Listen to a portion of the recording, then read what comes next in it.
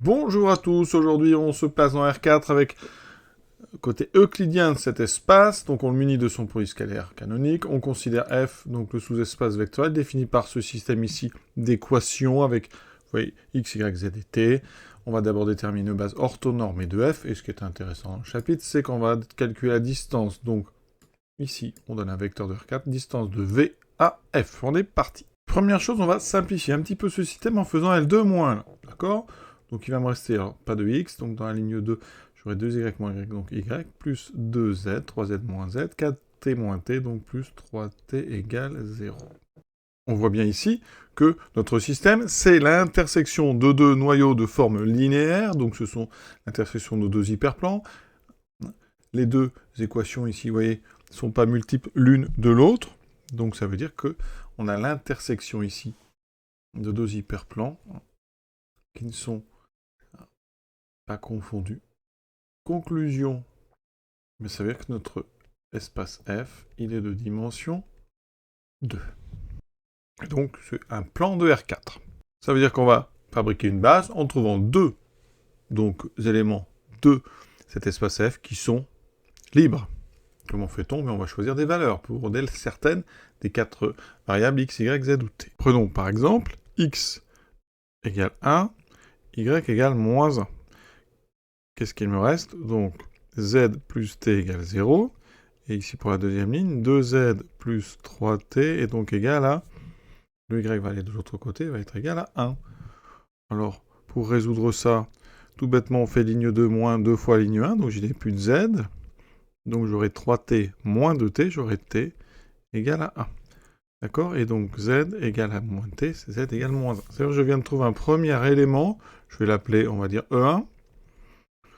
Et donc, c'est 1 moins 1 pour z est égal à 1. Vous vérifiez pour éviter de perdre du temps. On a bien la somme des 4 qui vaut 0.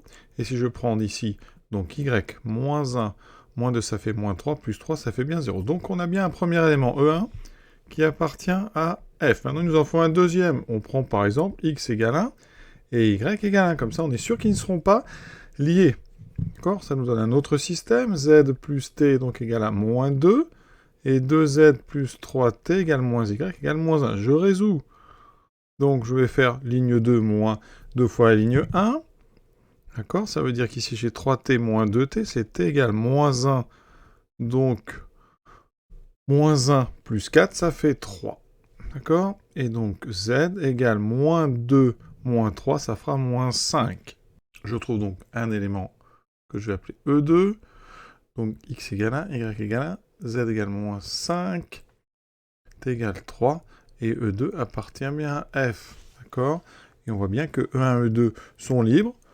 D'accord? Ça veut dire que E1, E2 est une base de notre espace F qui est de dimension 2. Donc vous avez une famille libre dans un espace de dimension 2, donc pas de problème, c'est bien une base. Maintenant, on va orthonormaliser cette base. Alors on regarde déjà, le produit scalaire, par chance, il pourrait faire 0 des fois.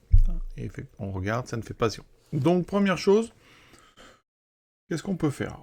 Alors, ici, on va déjà normer le premier. Donc je norme E1.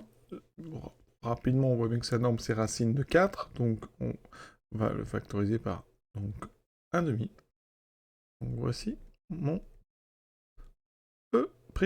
Donc ça, c'est un élément de F qui a une norme égale à 1. D'accord?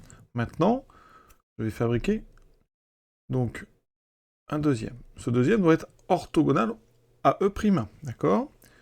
Et dedans, on va le bâtir à partir de E2. C'est donc E'2 est égal à E2 plus alpha E'1. Comment on trouve alpha? Eh bien, si on a oublié, la construction, c'est que E'1 scalaire E'2 doit être égal à 0.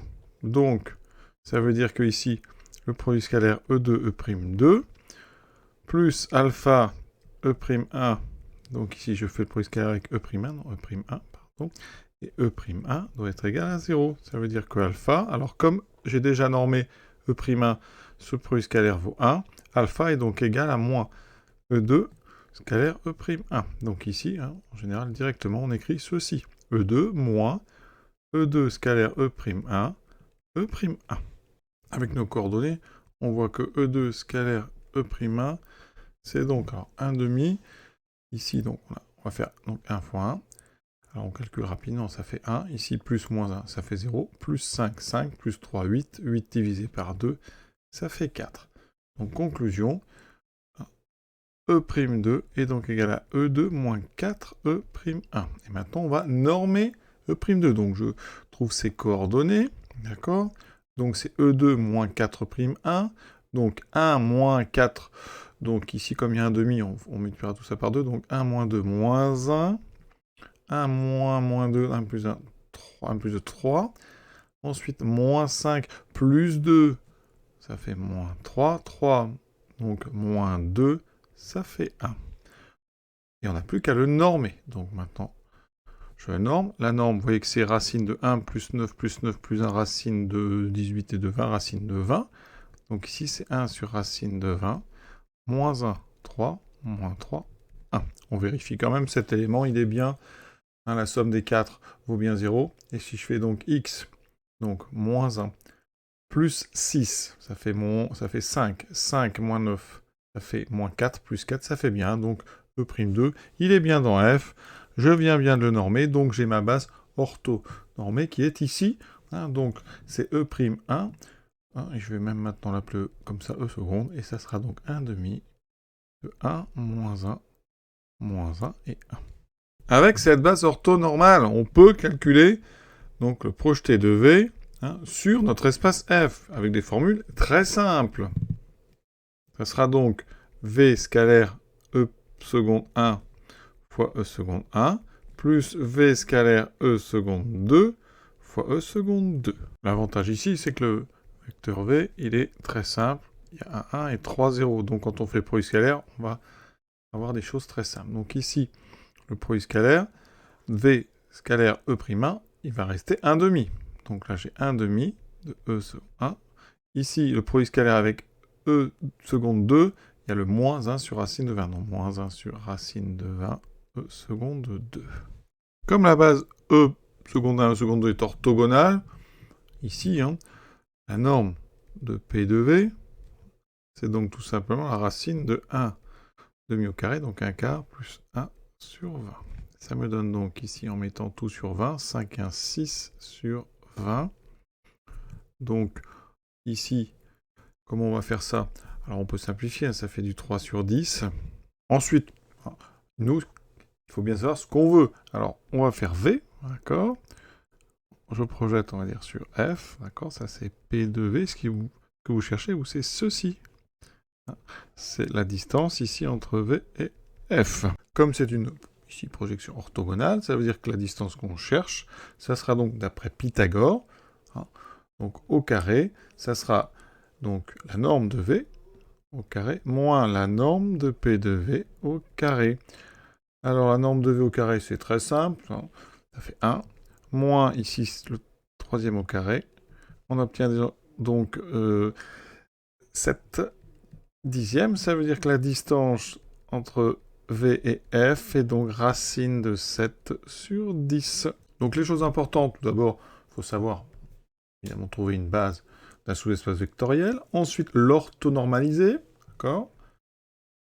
Une fois qu'on a ceci, on sait trouver directement le projeté de V, avec ici des coefficients qui sont très simples, c'est produit scalaire avec respectivement les vecteurs de la base orthonormale que vous avez construite, et avec ceci, en petit dessin, on se rappelle que la distance, eh bien, c'est un Pythagore, avec ici une racine carrée de la norme de votre vecteur, ici, au carré, moins la norme au carré de son projeté. Et il n'y a plus qu'à rajouter donc la racine carrée, ça donne racine de 7 sur 10. Voilà, l'exercice est terminé. Bon, c'est pas très difficile, mais c'est toujours embêtant cet exercice, je trouve que c'est assez calculatoire, et on peut vite s'en mêler les pinceaux, donc c'est bien de faire des petites applications numériques. Voilà, à bientôt.